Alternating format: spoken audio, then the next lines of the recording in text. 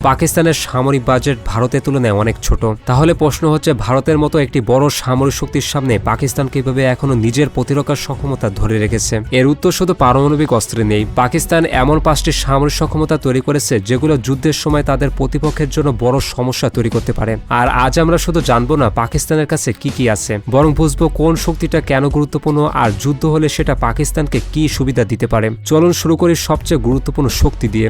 নম্বর 1, পারমাণবিক অস্ত্র।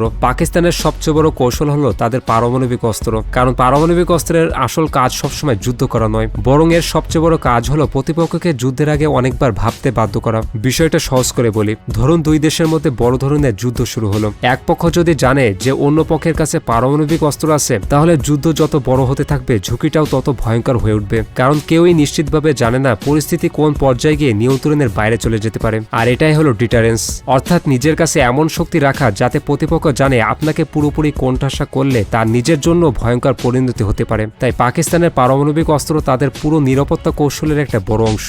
বিশেষ করে ভারতের মতো বড় সামরিক শক্তির বিপরীতে পারমাণবিক অস্ত্র পাকিস্তানকে একটি আলাদা কৌশলগত অবস্থান দেয়। তবে একটা বিষয় পরিষ্কার, পারমাণবিক অস্ত্র থাকা মানেই কোনো দেশ যুদ্ধে অজেয় এমন নয়, বরং এর মূল উদ্দেশ্য হলো বড় যুদ্ধ ঠেকানো এবং প্রতিপক্ষের হিসাব বদলে দেওয়া। এবার আসি পাকিস্তানের সবচেয়ে গুরুত্বপূর্ণ শক্তিগুলোর একটিতে, তাদের এয়ারফোর্স। কারণ আধুনিক যুদ্ধের আকাশের নিয়ন্ত্রণ অনেক সময় পুরো যুদ্ধের ফলাফলে বড় প্রভাব ফেলে। আপনার বিমান যদি নিরাপদে আকাশে যেতে পারে, তাহলে আপনি শত্রুর গুরুত্বপূর্ণ ঘাঁটি, রাডার, যোগাযোগ ব্যবস্থা বা সামরিক অবস্থানের উপর আঘাত করতে পারেন। আর আপনার আকাশ প্রতিরক্ষা যদি শক্তিশালী হয়, তাহলে প্রতিপক্ষের বিমানকেও আপনার আকাশে ঢোকার আগে অনেকবার ভাবতে হবে। পাকিস্তানের এয়ারফোর্সে J-17, J-10C এবং F-16 এর মতো যুদ্ধ বিমান রয়েছে। তবে এখানে শুধু বিমানগুলোর নাম গুরুত্বপূর্ণ নয়, আসল বিষয় হচ্ছে এই বিমানগুলো কিভাবে ব্যবহার করা হবে। যুদ্ধের সময় শুধু বেশি বিমান থাকলে হয় না, দরকার পাইলট ট্রেনিং, দরকার রাডার, দরকার মিসাইল এবং ইলেকট্রনিক ওয়ারফেয়ার ক্যাপাবিলিটি। আর পাকিস্তানের জন্য এই শক্তিটা বেশ গুরুত্বপূর্ণ, কারণ ভারতের সঙ্গে বড় কোনো প্রথাগত সংঘাত হলে আকাশের নিয়ন্ত্রণ ধরে রাখা বা প্রতিপক্ষকে সহজে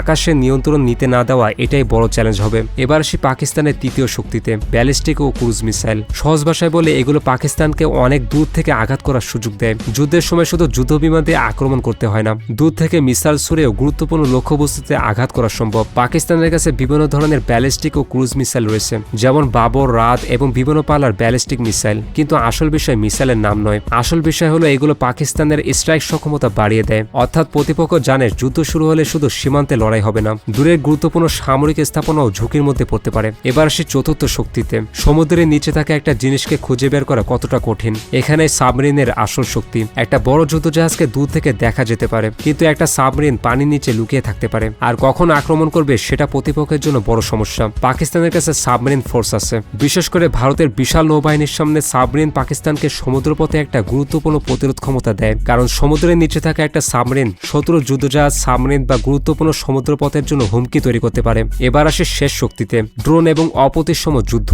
এই অংশটাই পাকিস্তানের অন্য শক্তিগুলোর চেয়ে একটু আলাদা, কারণ এখানে শুধু অস্ত্রের কথা নয়, কথা হচ্ছে কম খরচে কিভাবে প্রতিপক্ষের উপর চাপ তৈরি করা যায়। ড্রোন ব্যবহার করে নজরদারি থেকে শুরু করে আক্রমণ পর্যন্ত বিভিন্ন কাজ করা সম্ভব। আর অপ্রতিসম যুদ্ধের ধারণাটা হলো প্রতিপক্ষ যদি আপনার চেয়ে শক্তিশালী হয়, তাহলে তার সঙ্গে সবসময় একইভাবে লড়তে হবে না, বরং এমন জায়গায় চাপ তৈরি করতে হবে যেখানে তার জন্য মোকাবেলা করা কঠিন। আর এখানেই পাকিস্তানের সামরিক কৌশলের একটা গুরুত্বপূর্ণ দিক দেখা যায়, কারণ যুদ্ধ শুধু ট্যাঙ্ক, বিমান আর মিসাইল দিয়ে হয় না। তথ্য, নজরদারি, ড্রোন এবং বিভিন্ন ধরনের অনিয়মিত কৌশলও যুদ্ধের ফলাফলে প্রভাব ফেলতে পারে। তাই পাকিস্তানের শক্তি শুধু তাদের অস্ত্রের তালিকায় নেই, আসল শক্তি হলো পারমাণবিক প্রতিরোধ, বিমান শক্তি, দূরপাল্লার মিসাইল, সাবমেরিন এবং কম খরচে চাপ তৈরির কৌশল, সবকিছুকে একসঙ্গে ব্যবহার করা। আর এই কারণে ভারতের তুলনায় সামরিক বাজেট ছোট হলেও পাকিস্তানকে সামরিকভাবে একেবারে হালকাভাবে দেখার সুযোগ নেই।